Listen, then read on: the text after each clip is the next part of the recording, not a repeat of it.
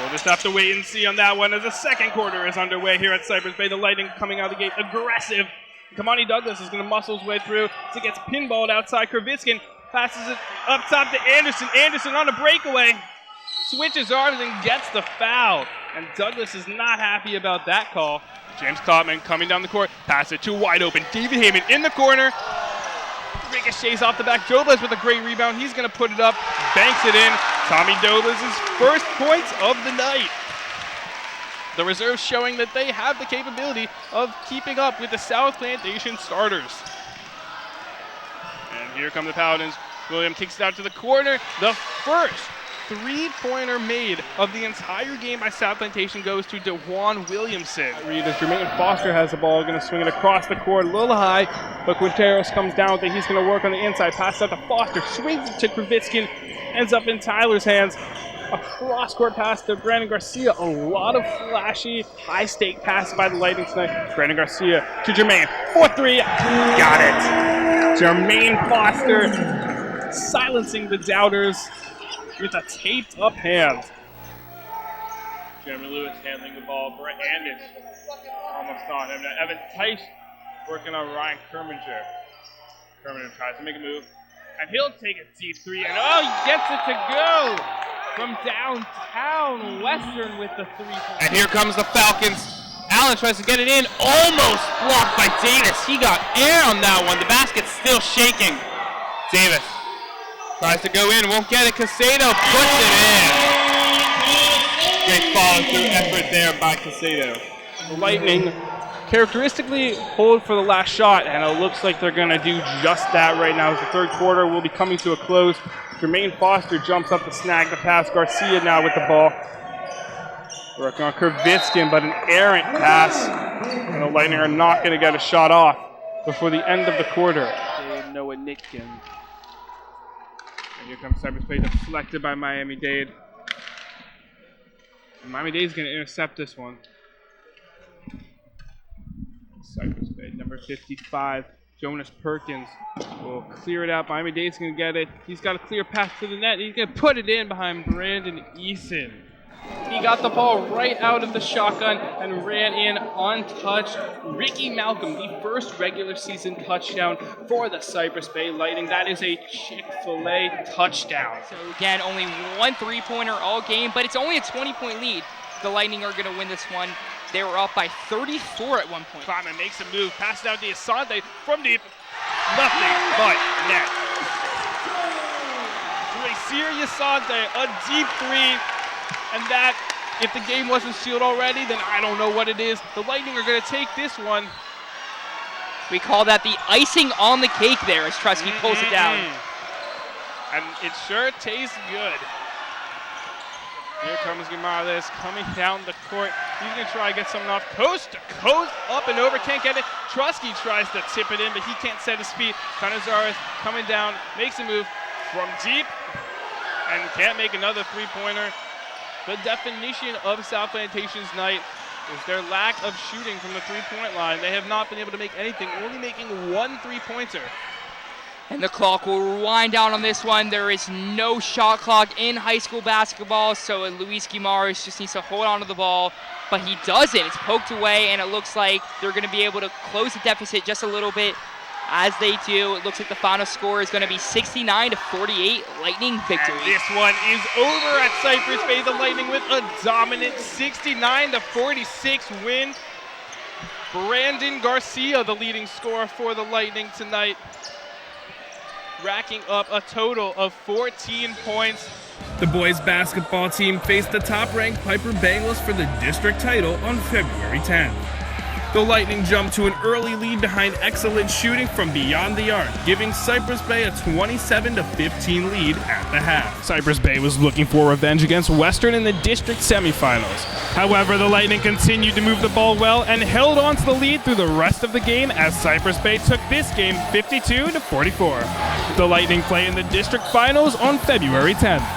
Basketball is back as the Cypress Bay boys basketball team opened their season at home against JP Taravella High on November 21st. Offensively, the Lightning passed the ball well and often, like on this play to set up the shot from beyond the arc by Jermaine Foster. Ultimately, it was the stellar Lightning defense, like this steal by Brandon Garcia, that gave the Lightning the 55-39 victory in the season opener. But sloppy passing and bad decisions plagued the Lightning, opening the door for Flanagan to slowly wither away the 18-point Lightning lead. But the Bengals caught up in the fourth quarter and nailed a buzzer beater to send the game to overtime. After a quick Flanagan punt return for 6, the Lightning offense would respond with this 10-yard touchdown by Ricky Malcolm. After last week's performance, Danny Montoya continued to dominate as he is gone for a 38-yard score, but it's not enough as the Falcons take the victory 32-17. The Wildcats scored 2 goals early in the game, but Joey Corcel responded quickly with a goal of his own for the Bay. The Bulldogs scored in the first, but fielding errors allowed the Lightning to score 3 runs in the third. Academy struck first with a goal in the first quarter, and that would be the only score of the night as the Lightning lost 1-0 in the regional finals. But before the game began, a moment of silence was held for the late Chance Wolf, the older brother to current player Trace Wolf, who donned his brother's old hockey jersey throughout the game. Weather was a major factor for an hour-long delay on October 1st as the Cypress Bay Lightning played their arch rivals, the Western Wildcats, in front of a rowdy Western crowd. To the second quarter, quarterback Harrison Story looks deep for a receiver, but William Malone has other ideas as he lands a massive hit. Take another look as Malone obliterates Junior Garcon. Garcon would be down for 10 minutes before taken to a hospital. Coming out of the half up 3-0, the Lightning give the ball to Danny Montoya, who bursts up the middle for a 78-yard touchdown. New quarterback Marlon Serban is loving it. After a missed extra point makes the score 9-0, Western running back Keyshawn Clark finds a big hole, but he fumbles the ball, which is scooped up by Danny Sanders for the Wildcat touchdown. With 8 minutes left, the Lightning pump the ball to Robbie Rubel, who lets the ball bounce before taking off down the sideline, and he is gone, sealing the first Western victory over Cypress Bay in a decade by a score of 14-9.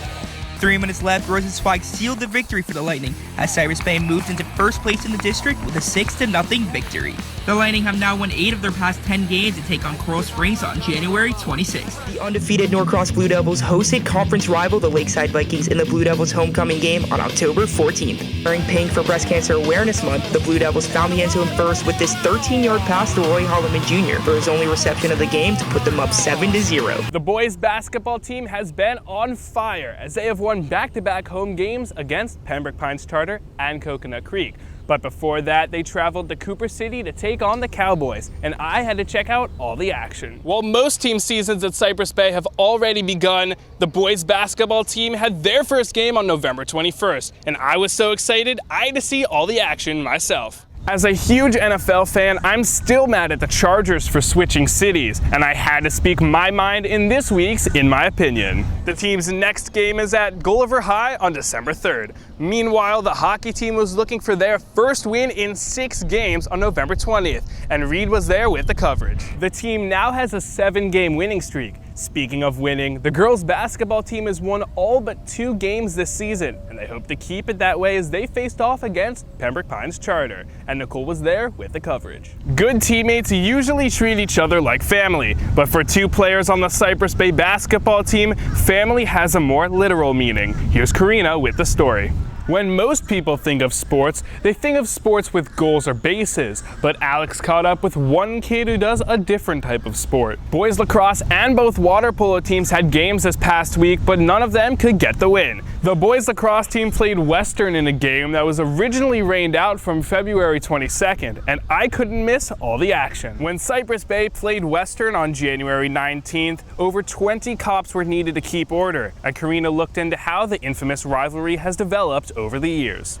They hope to break that trend against West Broward, and here's Tristan with the highlight. The last time the teams played, Cypress Bay beat Western 74-61. This time around, Western is looking for revenge in a huge district matchup, and Klaus covered all the action. The boys soccer team beat West Broward 1-0 on February 4th in the regional semifinals. What's up, Cypress Bay? I'm Zach Cohen, and it's that time of year again when there's absolutely nothing happening in Cypress Bay sports. What's up, Cypress Bay? Not much has been happening for Cypress Bay athletics, so I decided to give you a quick update on what's happening in the professional sports world. The hockey season came to a close on Monday night as Cypress Bay took on the division leaders North Broward Prep, and I set out to cover all the action. Well, Cypress Bay, it's been another amazing year. From championship seasons to highlight reel plays, I can't wait to see what these incredible athletes accomplish next year. The hockey team faces off against Miami-Dade this Friday, but this game is a little bit different, as it's set to be played in the BB&T Center, home of the Florida Panthers. The Lady Lightning volleyball team played their first regional playoff game against South Plantation last Tuesday,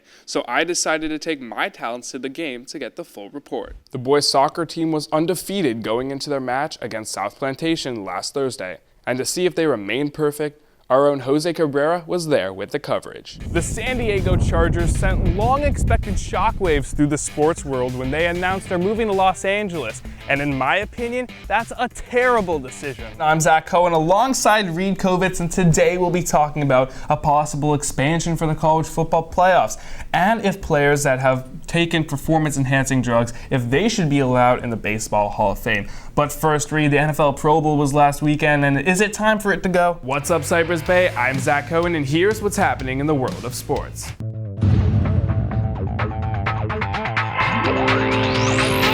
At least the Rams have an actual stadium. The Chargers, however, will play in a stadium with only 30,000 seats. The average NFL stadium today can fit more than double that amount. Because cheating will always be bad. There is no good thing about cheating, so to think there is actually an argument for putting cheaters like Barry Bonds and Roger Clemens into the most prestigious class in baseball is preposterous. In the Eastern Conference, the first-seeded Cleveland Cavaliers play the Atlanta Hawks, while the Toronto Raptors take on the Miami Heat. With all that taken into account, how can the Chargers possibly succeed in such a brutal market? This is how to do the Euro step from the left side. Step 1. So you're going to dribble to about arm's length within the defender and plant your right foot while securing the ball on your right side. Step 1. Put the ball on the tee so the ball is halfway over the club face. Step 2. Place your left hand onto the club with your thumb pointing straight down. Place your right hand with your pinky interlocking with your left pointer finger. And don't forget to wrap your right thumb around your left thumb. Lead from your left foot and do simple layup with your right hand. Try and use the backboard to help guide the ball in the hoop easier. Step 6. As you swing through the ball, keep your head down and most importantly, keep your eye on the ball. Step 7. Follow through with the swing. Also, put your right foot down with the heel sticking up. This is called the dirty toe. With the trend of flashy courts sweeping colleges across the nation, the new design certainly follows in this path. Construction on the court began on January 12th and is scheduled to be completed in 5 weeks, which means the basketball team will not have another home game for the rest of the regular season. Coach Lookie credited the win to how the team finished down the stretch. I thought the last 3 minutes we really controlled the ball. Where we were struggling, turning the ball over in the second half, the last 3 minutes we handled the ball the entire time, so I think that was a big reason why. The Lightning play in the district finals on February 10th. I'm just happy. We made it to the district championship, and we got another one after that. We're gonna keep going. We did the same thing we did last game in the first half, and we just kept it going in the second half this time. I'm currently standing outside the gym where workers have already started sandpapering the court. But let's take a look at the court one more time. As you see here, the most noticeable features are the words "The Bay" across the center and the 4 vertical palm trees running through the court. Among all these toys, doesn't matter what your age is, as it's not hard to feel like a kid again. 8 tournaments and 2 trophies later, Jeremy can safely say he's made debate a top priority. In the Davie Shopping Center lies a new massage center, but the goal of this business is a little different from others of its type. For some people, deciding what they want to do is more of a challenge than others. Sophomore Julia Levy is not one of those people. As of 6 weeks ago, Orlai's dream has officially become a reality, and front desk associate Kimberly credits Orlai's success to the type of person he is. With great power comes great responsibility, and Julia knows that firsthand. Coffee House has been an annual event put on by the literary magazine since the Bay first opened its doors in 2002. But this year it was a little bit different, as for the first time ever, the event took place in the cafeteria. How do you feel about your chances of getting into those colleges? I think I have a pretty good chance of getting in. What's up, Cypress Bay? I'm Zach Cohen, and I'm here at Cypress Bay Homecoming 2015 at the Westin Resort in Fort Lauderdale. Let's go inside and check it out.